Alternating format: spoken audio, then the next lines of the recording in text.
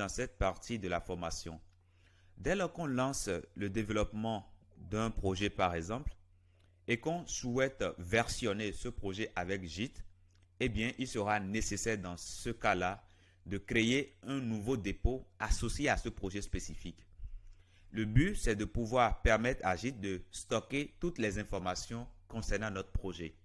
Alors, imaginez que nous voulons créer par exemple un site web par exemple. Bon, dans un premier temps, nous allons créer un dossier qui va contenir tous les fichiers de notre site web. Donc, nous allons créer un dossier. Ici, nous allons nommer ça www, comme ça, mais notez que vous pouvez prendre le nom que vous voulez. Et maintenant, il faut qu'on vienne à la racine du dossier qui contient tous les fichiers de notre site web. Et une fois qu'on est à la racine ici, on peut tout simplement faire un clic droit, Git bash here. Et là, ça va ouvrir le terminal de Git. Et déjà, je vais l'agrandir un peu pour que ce soit visible pour tout le monde. Voilà. Donc, on a bien ouvert notre terminal sur le dossier www ici. Donc, on est à l'intérieur du dossier qui contient tous les fichiers de notre site web. Maintenant, pour créer un nouveau dépôt, nous allons utiliser la commande git init. Et là, ça va nous créer un dépôt. Et on voit que ça nous met initialisé, ça veut dire que ça a bien initialisé le dépôt. Et c'est un dépôt vide, ça met initialisé un petit Git repository. Voilà.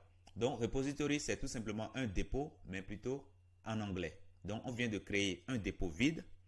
Maintenant, nous allons venir dans notre dossier ici, www. Et qu'est-ce qu'on voit à l'intérieur? On ne voit rien du tout. On ne voit rien du tout.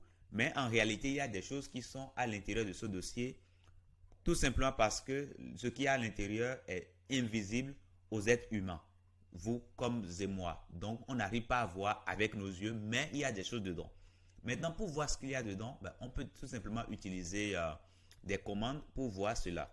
Donc, nous allons utiliser une commande ls-al et ça va nous permettre de voir tous les fichiers et dossiers qui sont contenus dans le dossier www. Et on voit qu'il y a 3 dossiers. Il y a un premier dossier qui s'appelle point, un deuxième dossier qui s'appelle point et un troisième dossier qui s'appelle .git. Donc voilà. Alors comment est-ce que j'arrive à savoir que c'est un dossier plutôt qu'un fichier? Comment j'arrive à le savoir? Alors ici, lorsque vous voyez des slash à la fin, ça dit que c'est un dossier.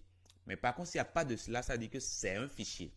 Là, nous avons 3 dossiers à l'intérieur de notre dossier www. Maintenant, nous pouvons nous déplacer du dossier www et aller dans un dossier par exemple.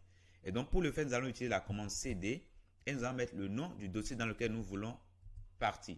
Et c'est bien .git. Donc si on fait cela par exemple, ça va nous ramener dans le dossier .git. Alors on va nettoyer un tout petit peu notre terminal pour que ce soit plus visible pour nous.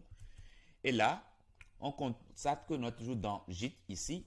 Maintenant, on peut toujours voir ce qu'on a à l'intérieur de ce dossier-là. Donc, on va faire ls-al. Et là, on voit qu'il y a des fichiers et des dossiers. Il y a un fichier point, un dossier point, un dossier deux points. Et après, nous avons des fichiers. Nous avons fichier config, description, head. Et après, nous avons des dossiers encore.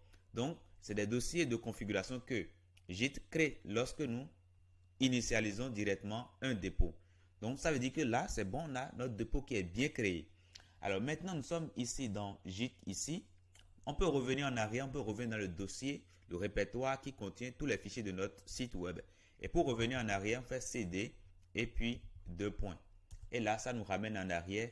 On est revenu dans notre dossier www ici. Donc voilà, on vient de créer un dépôt local sur notre PC. Et donc désormais, lorsque nous allons faire des opérations, nous allons ajouter des dossiers dans notre www, dans le dossier racine, lorsque nous allons ajouter des fichiers ou bien des dossiers concernant notre site web, eh bien, nous allons pouvoir par la suite faire des choses et pouvoir dire à Git de prendre en compte les données que nous avons désormais dans notre fichier www. Et donc, c'est de cette façon que ça fonctionne. Donc, si vous arrivez correctement à créer votre dépôt local, alors c'est très bien, nous n'allons pas aller plus. Donc, je vous dis merci d'avoir suivi cette partie et à très bientôt dans la prochaine.